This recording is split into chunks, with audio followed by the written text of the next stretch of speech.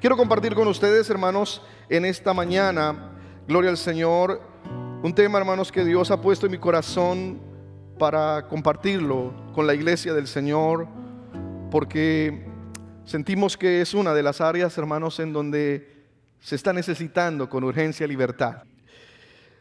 Los actuales acontecimientos en el mundo en que vivimos, como también los que acontecen en la iglesia del Señor, nos anuncian día a día que muy pronto, mucho más de lo que pensamos, tendremos que dar o rendir cuentas ante nuestro Dios por todo lo que hayamos hecho en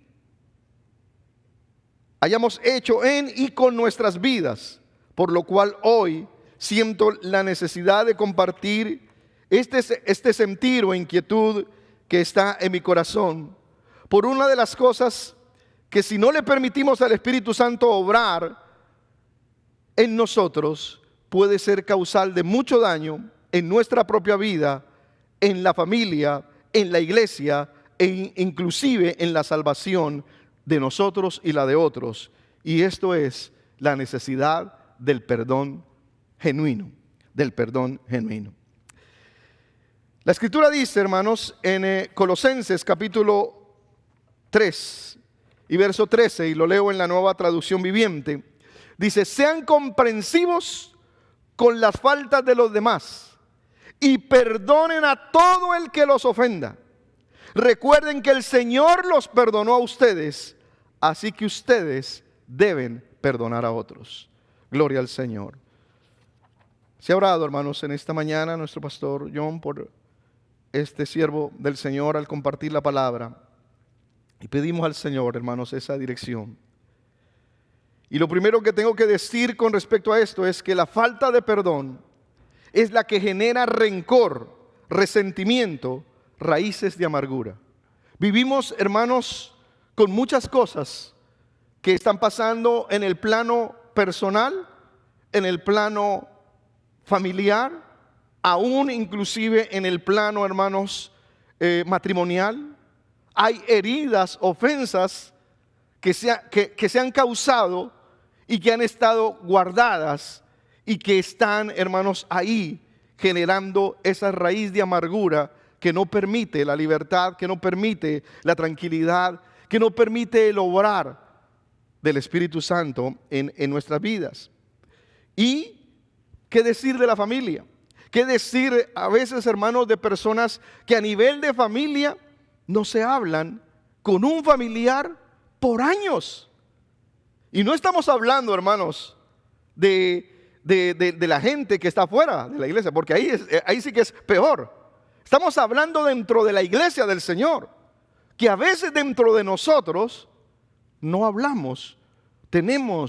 Hubo una ofensa, hubo una situación, hubo algo que pasó en algún momento de la vida. Y hasta el día de hoy todavía eso nos persigue y está ahí y no tenemos libertad. Y eso es lo que el Señor, hermanos, quiere tratar con nosotros en esta mañana, y en su misericordia me ha enviado a decírselo a la iglesia, hermanos, porque la iglesia necesita entender esto, que no escapamos nosotros, hermanos, de esas cosas que impiden nuestra libertad y por ende la bendición de nuestras vidas, la bendición de nuestras familias, la bendición de la iglesia del Señor. Porque si yo, que digo ser cristiano, tengo en mi corazón guardado un rencor por algo que alguien me causó años atrás, pero no entiendo lo que acabamos de leer, que el Señor dice que nosotros necesitamos perdonar a otros, así como Cristo nos perdonó a nosotros. Y por ello, hermanos, encontré dos pasajes de la Escritura que me parecen tan dicientes. El primero de ellos está en el segundo libro de Samuel, capítulo 17 y verso 1 al 4.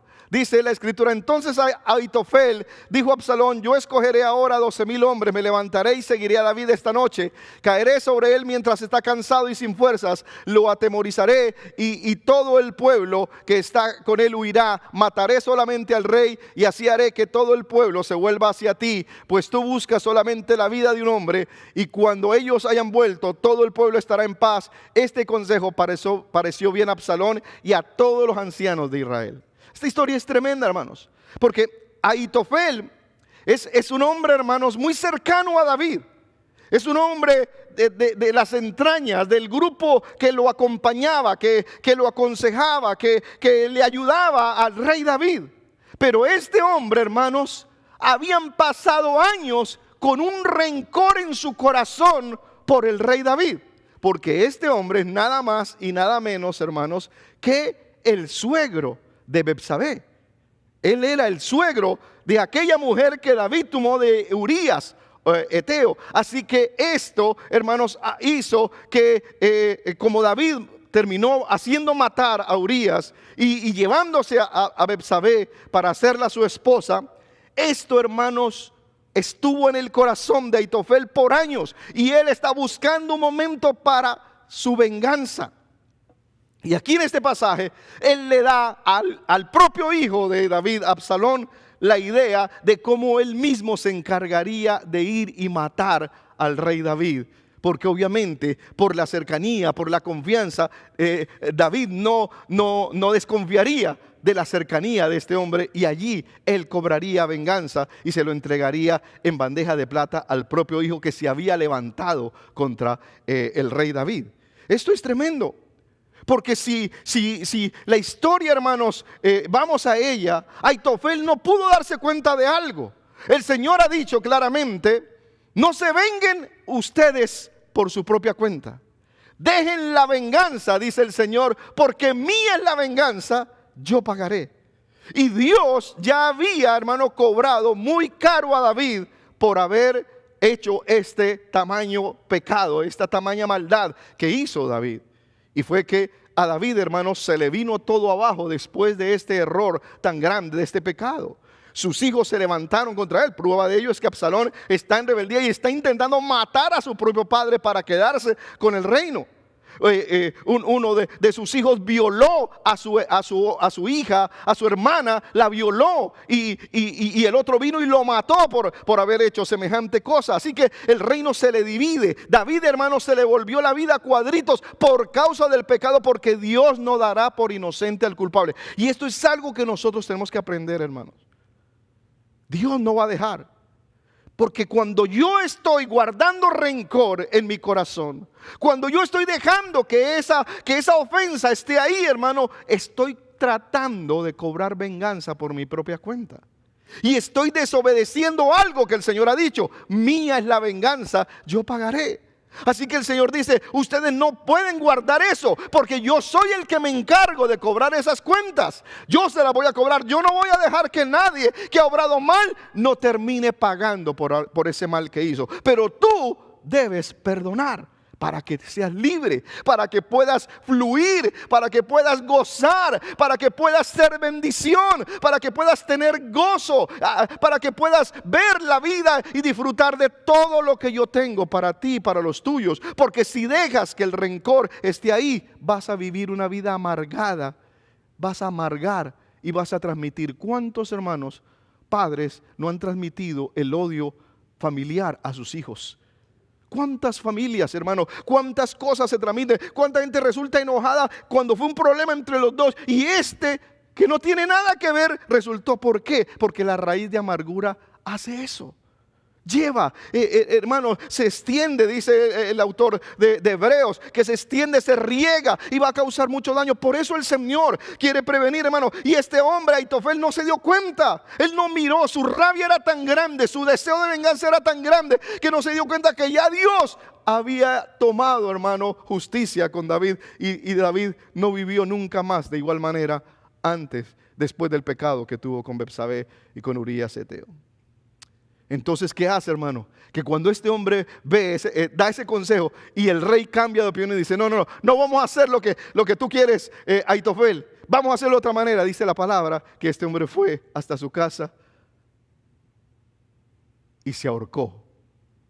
Su rencor, su odio, su amargura lo llevó, hermano, a acabar con su propia vida.